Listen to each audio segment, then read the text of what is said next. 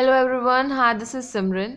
हम लोगों ने अपनी पिछली वीडियोस में हम कंट्रीब्यूशन पढ़ रहे थे साइंटिस्ट के, डिफरेंट साइंटिस्ट के, जिनमें से हम लोगों ने कुछ साइंटिस्ट के बारे में पढ़ लिया था। आज हम एक और साइंटिस्ट के बारे में पढ़ेंगे और ये हमारे सिलेबस का लास्ट है। इन साइंटिस्ट के बाद हमें पढ़ना, इनके बारे में पढ़ना है। और ये साइंटिस्ट हैं हमारे एल्बर्ट आइंस्टाइन। एल्बर्ट आइंस्टाइन के बारे में अगर बोला जाए तो एल्बर्ट आइंस्टाइन जो है उनका बर्थ हुआ था 14 मार्च 1879 में उल्म में, जो जर्मनी के अंदर है, राइट। और इनकी डेथ हुई थी 18 अप्रैल 1955। बर्थ हुआ था 14 मार्च 1879 एंड डेथ हुई थी 18 अप्रैल 1955 में।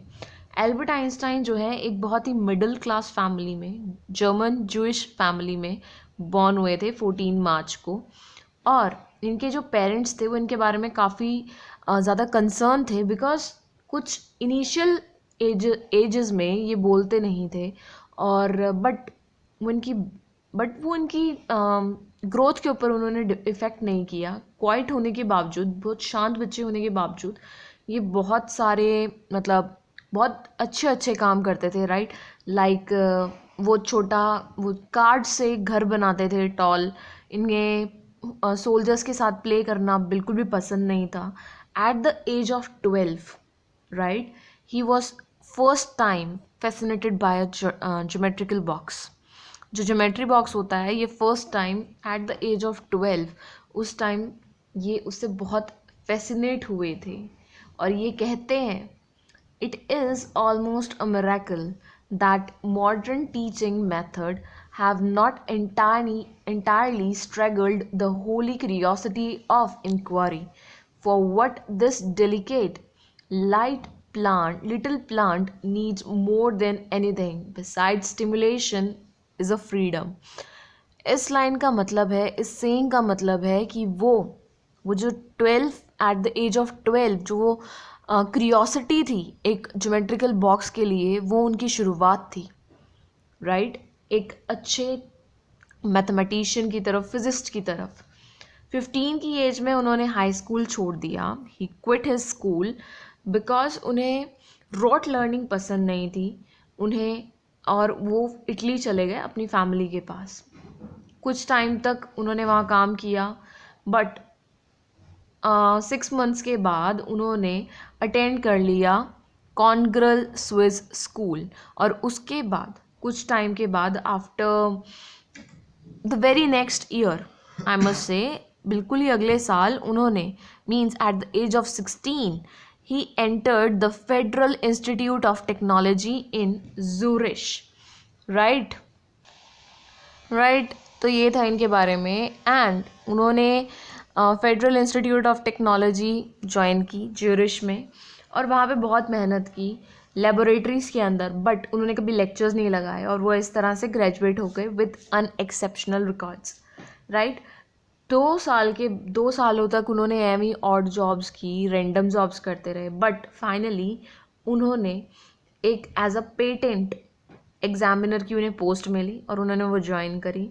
और इन 1905 एल्बर्ट आइंस्टाइन ने 4 फंडामेंटल पेपर्स लिखे, ठीक है। और पहले पेपर के अंदर उन्होंने क्लेम किया था जो लाइट है वो कुछ some time behaves like a stream of particles with discrete energy, जिसे बोला जाता है क्वांटा, राइट। तो पहले पेपर में उन्होंने क्वांटा के बारे में बात की थी, वेयर एज सेकेंड पेपर में उन्होंने एक्सपेरिमेंटल टेस्ट किए थे। किसके लिए? For the theory of heat and proof the existence of atom. उन्होंने एटम की एग्जिस्टेंस को प्रूफ किया था। थर्ड पेपर में उन्होंने कनेक्शन शो किया था between electromagnetic theory and ordinary motion, और इसे उन्होंने सॉल्व किया था with the principle of relativity.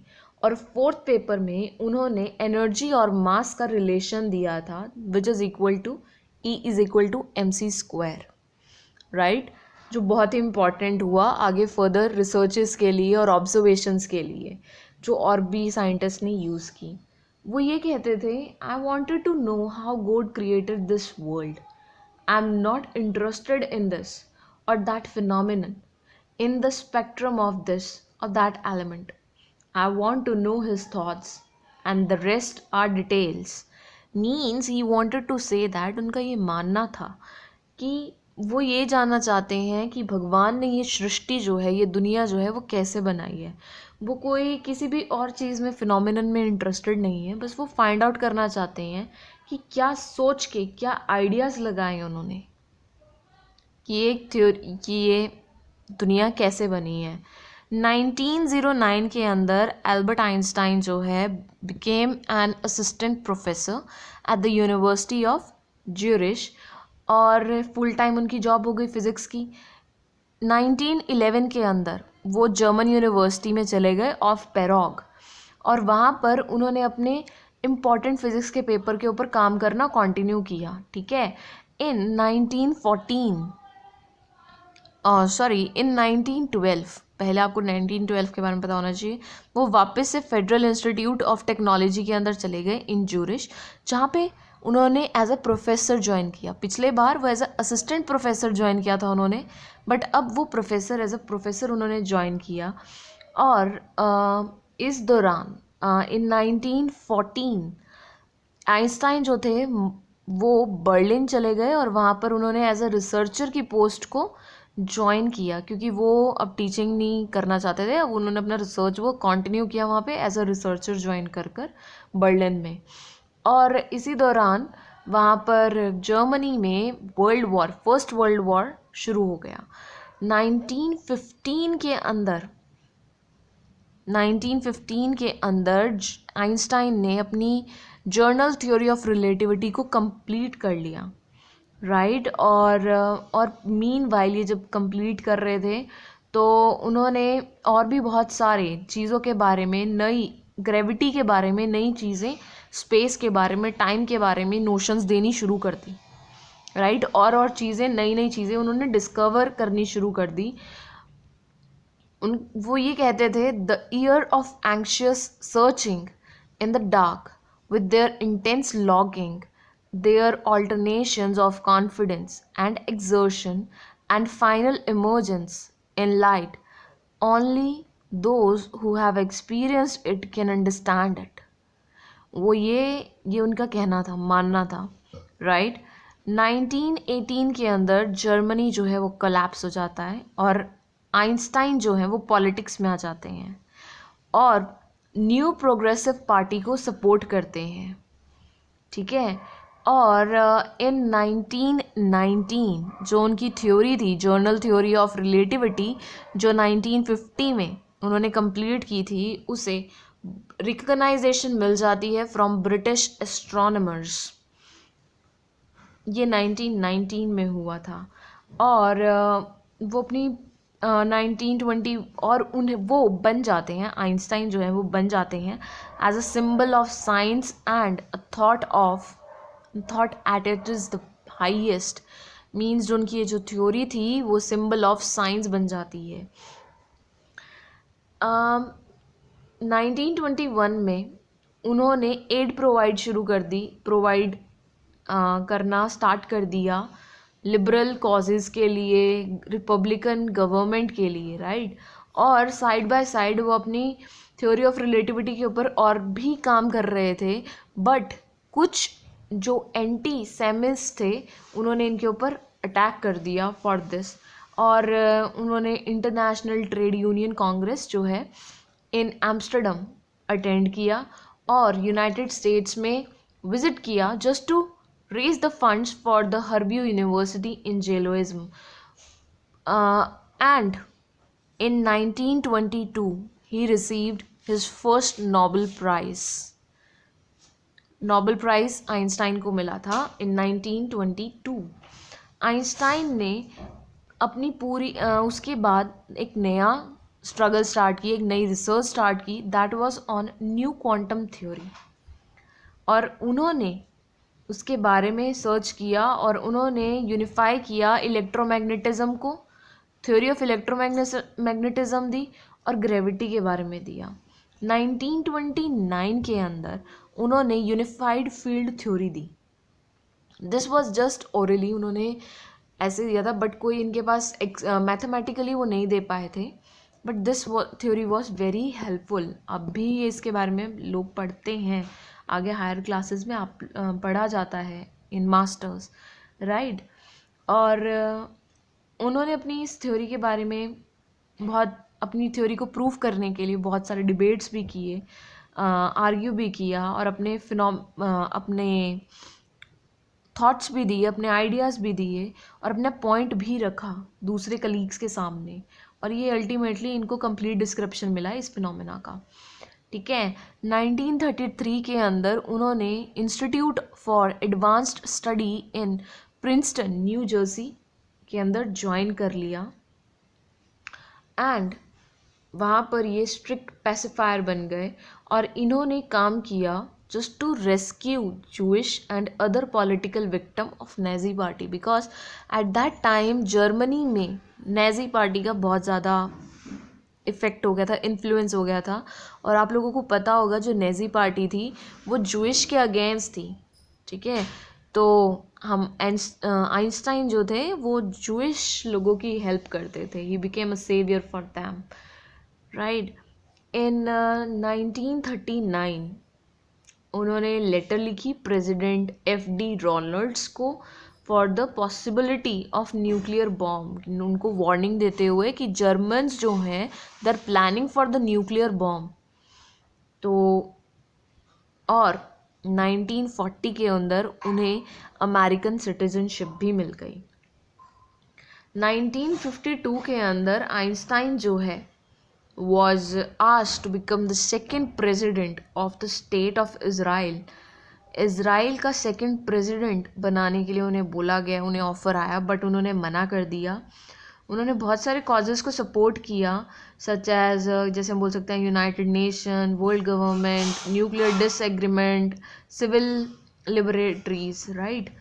और जब वो ये काम कर रहे थे तो उन्होंने एक थॉट दिया था that the feeling of what ought and ought not to be grow and dies like a tree, and no fertilizer of any kind will do much good. What the individual can do is a fine example, and have the courage to firmly uphold ethnically convention in a society of crisis. I have for long time tried to conduct myself this way with varying success.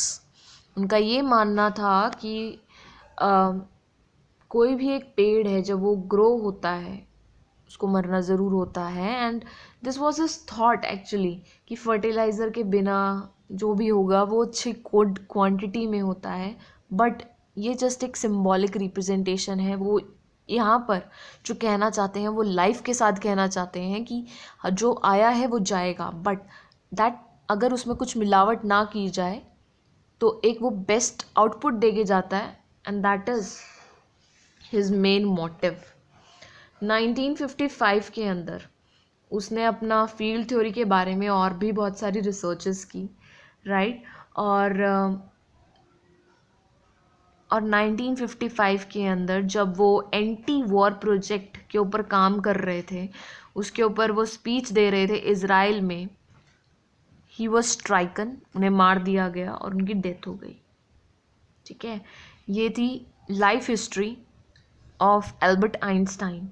Albert Einstein ने अपनी पूरी life के अंदर बहुत सारे काम किए हैं, बहुत सारी रिसर्चेस दी हैं उन्होंने। हम इलेक्ट्रोमैग्नेटिक वेव थ्योरी दी है, और ये 4 फंडामेंटल पेपर्स के बारे में हमने जैसे पढ़ा वो था। जो मोस्ट इम्पॉर्टेंट था प्रिंसिपल ऑफ रिलेटिविटी, उसके बारे में बताया और उन लोगों को कन्विंस किया उसके बारे में कि सारे फिनोमिनल और मैकेनिकल फिनोमिना के बारे में। और जो उनका रिमार्केबल, जो सबसे बेस्ट जो उनकी थी वो थी relation between mass and energy, E is equal to mc²। जो इनका ये रिलेशन था, this was just the best, उनका बेस्ट कॉन्ट्रीब्यूशन था, बिकॉज इसी की वजह से और भी थ्योरीज आई और भी डिस्कवरीज हुई, ठीक है। उन्होंने ये बताया कि एनर्जी किस क्वांटिटी में, कैसे स्पेशल थ्योरी दी रिलेटिविटी की, जिससे हमें ये पता चला एक बॉडी जो है सर्टेन अमाउंट में एनर्जी रिलीज़ करती है, मास डिक्रीज होता है प्रोपेगेट प्रोपोर्शनेट अमाउंट के अंदर, right. So this was all about Albert Einstein. ये कुछ पॉइंट्स थे जिससे आप लोगों को उनकी हिस्ट्री के बारे में क्लियर होगा, और कुछ पॉइंट्स हों जो आप लोगों को पेपर में क्वेश्चन लिखने में हेल्पफुल होगा। सो आई होप आपको ये समझ में आएगा कि एल्बर्ट आइंस्टाइन का कितना इम्पॉर्टेंट कंट्रीब्यूशन रहा है हमारी साइंस के अंदर, स्पेशली इन फिज़िक्स। सो अगर आप लोगों को कुछ डाउट है तो प्लीज़ मुझसे कमेंट सेक्शन में पूछिए। I will be waiting for you guys and I will personally answer your questions. And अगर आपको मेरी ये वीडियो पसंद आई है, प्लीज़ इसे लाइक कीजिए, इसे अपने फ्रेंड्स के साथ शेयर कीजिए, and please do subscribe my channel if you don't have subscribed it till yet. Thank you.